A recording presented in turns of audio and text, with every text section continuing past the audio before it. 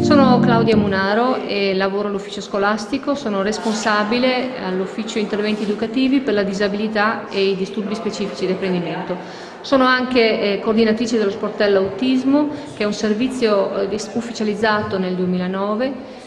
con l'obiettivo importante di portare informazioni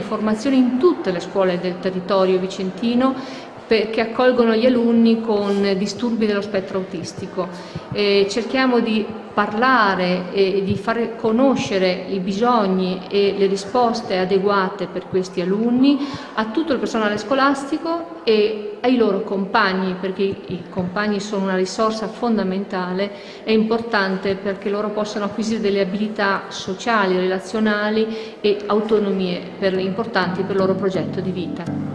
Un aspetto molto bello e interessante del nostro lavoro è raccogliere poi da parte dei docenti, degli collaboratori scolastici e degli alunni questa attenzione, questa voglia di capire per poter meglio essere capaci di entrare in relazione, e questo è un aspetto molto importante che ci fa come capire che siamo un servizio importante per il nostro territorio vicentino. C'è stato un aumento di richiesta notevole, sono tante le scuole che chiedono il nostro intervento e sono tante le scuole che cominciano ad avere una capacità, un'autonomia nel portare avanti questi progetti di questi compagni alunni.